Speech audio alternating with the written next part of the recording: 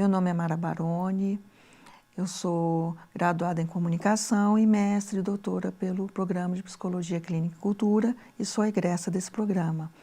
Hoje nós estamos iniciando mais um programa, o Diálogos, na TV UNB, com o Gregório de Sordi, que tem uma pesquisa muito interessante, foi realizada no mestrado, sobre virtualidade e seus impactos no mundo mental, na saúde mental, né? E, Gregório, como é que surgiu esse seu interesse por esse tema da virtualidade? Quando e como surgiu, né? Esse é um tema muito atual, né? Uhum. Então, esse é um tema que não tem como fugir, ele aparece na nossa clínica, ele Sim. aparece na mídia e ele está o tempo todo se reatualizando e volta e meia aparece uma nova notícia, uma fala de alguém falando sobre esse assunto, trazendo à tona esse assunto, porque ele está em constante desenvolvimento e é muito rápido. Sim. Muito rápido. Então, o meu interesse foi pesquisar sobre experiências virtuais. Sim. Então, de início, era uma ideia de pensar como é que a gente pode explicar psicologicamente essas questões que estão relacionadas à realidade, à capacidade de investir, à capacidade de criar, à capacidade do sujeito de ter experiências que antes não eram possíveis, que agora a tecnologia permite, né? E, então, existe um questionamento muito de o quanto que isso é real, o quanto isso não é real. Então, talvez pelo que aparecia na minha clínica, né, os pacientes vinham trazendo também essas experiências, queria entender mais como é que, quanto que a gente pode repensar a realidade a partir dos discursos dessas pessoas que estão inseridas nesse meio virtual.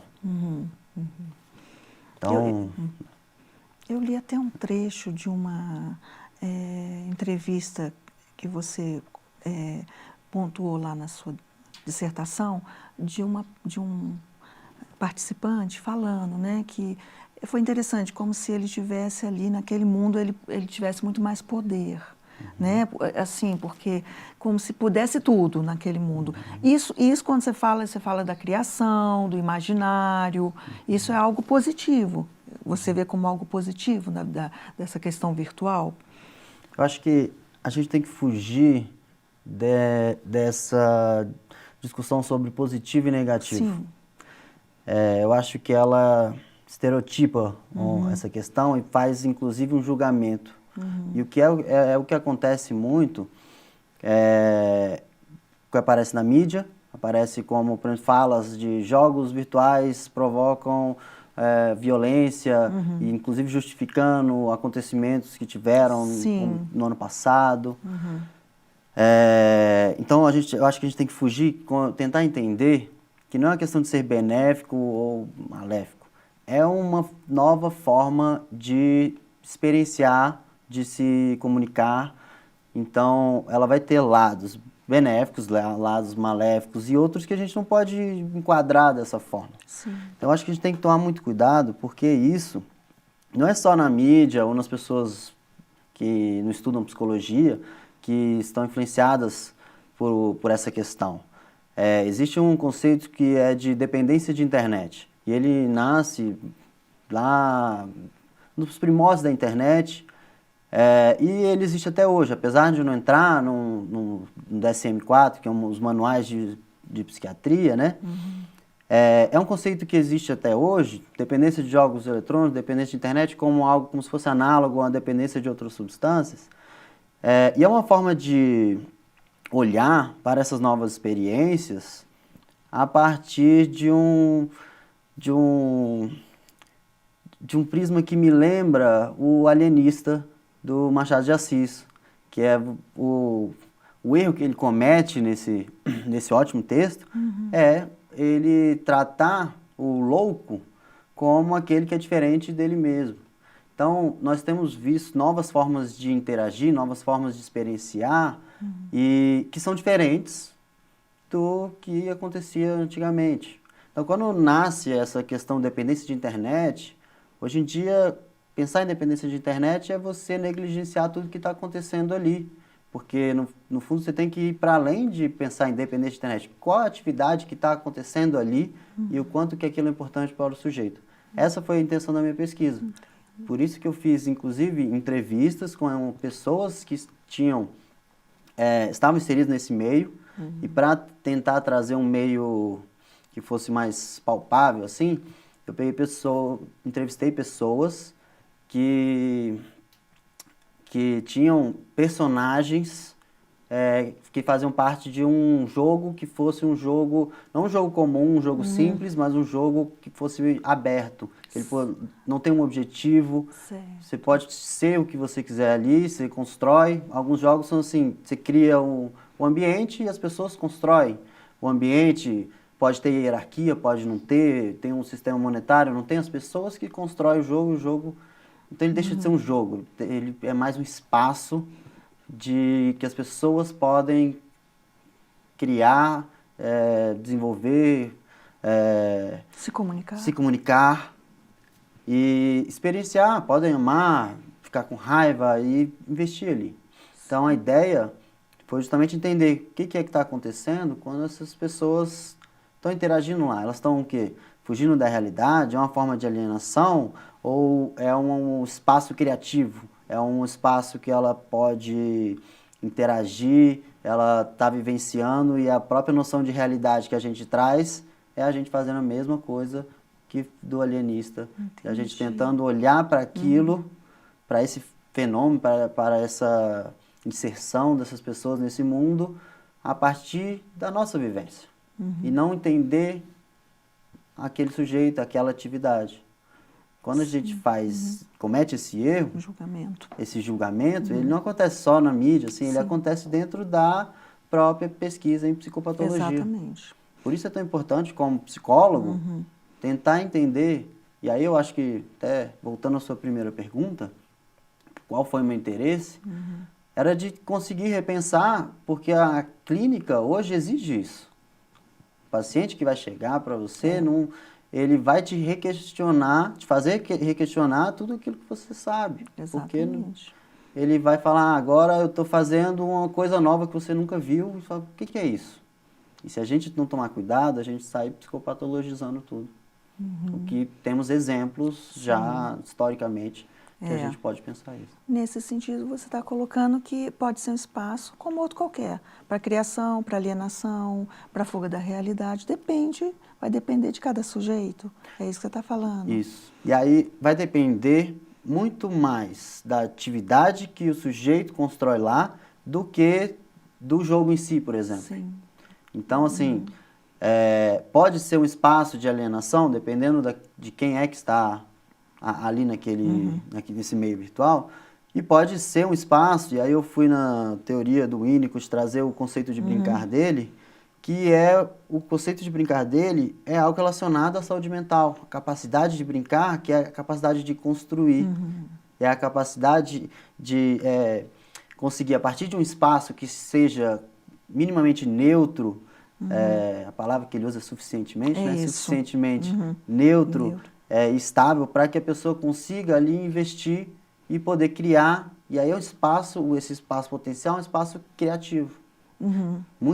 É muito diferente da gente considerar como algo alienante. Então, quando a gente pensa a questão de realidade, é uma coisa que a gente ouve muito por aí, a pessoa fica várias horas nessa outra realidade. Talvez você esteja fora da realidade dela, mas inclusive hoje em dia, por meio da tecnologia, ela está conectada com 1 milhão de pessoas então, que compartilham a mesma realidade. E ali, por meio da identificação que ela constrói em cima do personagem dela, aquele personagem é uma extensão da subjetividade dela, ela consegue investir, amar, se comunicar,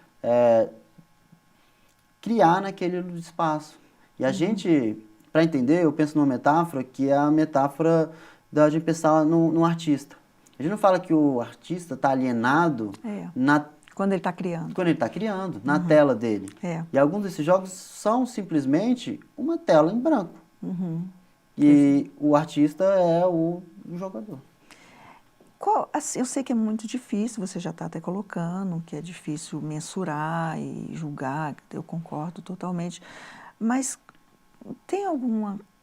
É tênue essa questão da dependência, né? Porque eu também eu conheço o seu trabalho, eu acho muito interessante, mas também sei que tem muita gente preocupada, principalmente pais de adolescentes, a gente sabe disso, né? Você atende muitos adolescentes, provavelmente, preocupados com isso também, né? De o adolescente estar alienado, de ele não estar fazendo laço aqui com as pessoas mais presencial. Eu não quero que você dê nenhuma receita, porque não existe isso, mas tem alguma coisa, alguns sinais que possam, assim, ser mais preocupantes que outros em relação a isso, a essa utilização né, dos jogos, digamos assim, que eu acho que é isso que preocupa, né? Porque é interessante você trazer isso também, esse outro lado, né, que eu achei interessante, cair um pouco esse estereótipo dos jogos, né? E muita gente não sabe disso. Sim. Né? Isso é importante.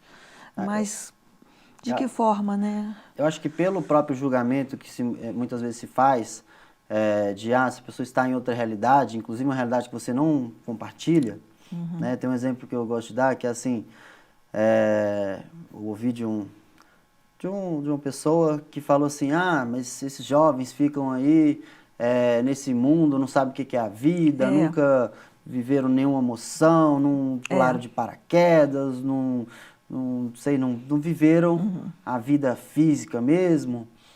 E eu lembro que eu perguntei assim, e você já matou um dragão? Porque para eles aquilo ali é tão forte quanto para você, que a pessoa estava falando de pular de paraquedas. E talvez pular de paraquedas não seja. Então, a linha é muito tênue. Então, a primeira questão é a gente entender a partir de uma dimensão mais complexa do que a gente delimitar a quantidade de horas que a pessoa está ali. Se primeiro, vamos ver o que a pessoa está fazendo ali. Porque ela pode estar construindo, inclusive, algo relacionado a uma capacidade, desenvolvendo alguma capacidade. Histórias, cenários, roteiros, e nem você está falando. Exatamente. Então, assim, pegando na pergunta que você fez, essa questão do um adolescente com o pai, né, pergunta. Esse adolescente pode estar, por exemplo, sofrendo bullying na escola e o jogo pode ser um ambiente que ele consegue estar seguro de conseguir ali se comunicar. Aquilo pode ser um recurso, nesse caso, para esse adolescente. Agora, quando que esse recurso passa a ser algo mais patológico? A dica que eu daria é tentar entender outras questões, outros sintomas, como, por exemplo, não é o fato dele passar tanto tempo ali, mas sim o fato dele agora estar agressivo com os pais, o fato dele deixar mensagens como não quero viver, quero me matar, algum tipo de comunicação que não seja simplesmente essa ideia de ele está nesse mundo que eu não faço parte. Essa eu acho que é a grande questão dos pais, até por eles terem vindo de outra época, assim, uma coisa é o meu filho gosta de futebol, eu gosto de futebol também, agora meu filho gosta de matar dragão. Que esse negócio falso aí, eu não compartilho disso. Isso é interessante que você está falando, nunca tinha pensado nisso, nessa questão da transmissão, né? Essa questão dos jogos, né? Não foi algo transmitido, né? Porque isso você está falando, a geração anterior não viveu isso. Talvez também é isso, é a maior dificuldade de entender quem vive, né? De como também é uma forma disso, de se realizar, de tentar lidar com essas questões, né? Assim, o que você achou mais importante nessa pesquisa que você fez na época? Eu acho que a questão principal é quebra de estereótipo. Até porque a gente começou a falar até de adolescente, e a minha pesquisa não é com adolescente, é com adulto. E, certo. inclusive, quando eu estava pensando na pesquisa, a minha orientadora, que trabalha com adolescente, pensou, mas isso não é uma questão muito adolescente? Só que eu estava atendendo na clínica adultos que estavam inseridos nesse meio e contando histórias, e eu falei, mas não é. Olha. Não é adolescente, é uma questão... a gente pensa, né, numa geração que nasceu mais perto da internet, mas a internet é para todos, e esse meio está aberto a todos. E os adultos também estão lá. Então, eu quis fazer pesquisa com adultos. Justamente para tentar quebrar estereótipos. Então, as pessoas que eu entrevistei, que estão lá na minha pesquisa, todos adultos com entre 18, 40 e poucos anos. Sim. Então, quando eu comentei, eu acho que porque quem tem mais preocupação são pais, né? Porque adulto, ele é responsável. E eu concordo com você. Eu tenho um colega que deve ter 50 anos, ele joga RPG, escreveu vários livros, roteiros, e é uma pessoa, assim, super criativa. Nesse ponto, até interessante mesmo. Provavelmente é um dos recursos que ele utiliza, né? Eu acho, assim, que ainda é muito delicado, né? E muito atual, talvez, porque está sendo muito rápido, né? Sim, claro. Não está dando para acompanhar a velocidade com que estão acontecendo as coisas. Eu acho que isso também dificulta um pouquinho as pessoas entenderem o processo. Sim. Né? Você joga ou não? Só ficou, assim, entrou nesse mundo também ou só ficou na pesquisa com o outro, mas não entrou também? Jogos desse mundo, assim, eu joguei quando eu era adolescente. Sim. Hoje não. E por quê? Mudou alguma coisa ou não tem nada a ver? Esses jogos exigem muito tempo, né? E não é só tempo, não é tempo de físico, é o tempo de investimento. Você constrói coisas lá mesmo. Sei. Então exige investimento muito grande. Sei. E, bom, mestrado, doutorado, né? A vida. Trabalho, outras coisas, acho que dificulta bastante. Mas você acha, assim, ver agora esse questionamento. Por você já ter jogado e vivido isso, ficou mais fácil para você entender? Eu acho que isso do que uma pessoa que, por exemplo, eu que nunca joguei, talvez, eu não tenho nenhum estereótipo, não é nada disso, mas você, como já viveu, você acha que ficou mais fácil entender? Eu acho que tem dois lados. Um é o lado de fica mais fácil por já ter alguma experiência ali, inclusive de ter conversado com outras pessoas, conhecer pessoas que estão no meio, mas o desafio de quando a gente faz uma pesquisa que tem traz um pouco até do que a gente já viveu, é a gente não colocar a gente dentro da pesquisa. Eu não estou me pesquisando, né? Minha pesquisa não é sobre mim, claro.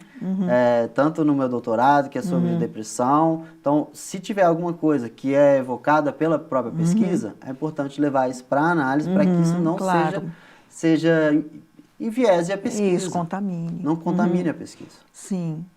Essa eu acho que é a questão. Entendi.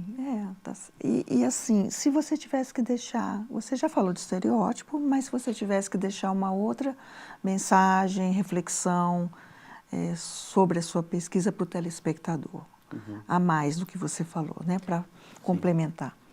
Eu acho que a mensagem seria aprenda com o outro. E aprenda com o diferente. Porque o que a gente está falando aqui é sobre o diferente. Sim.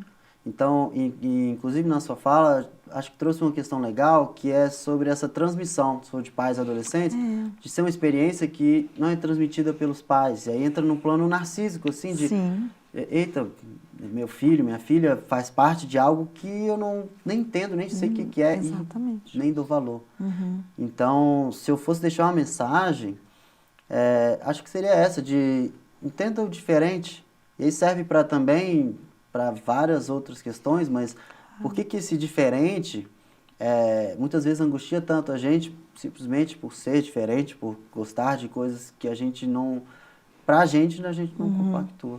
Queria agradecer o Gregório de Sordi, que é psicólogo, mestre e doutor pelo Programa de Psicologia Clínica e Cultura, egresso também, por essa excelente entrevista, bate-papo que a gente fez aqui hoje e que deu tantos esclarecimentos sobre essa questão da virtualidade. Muito obrigada, Gregório.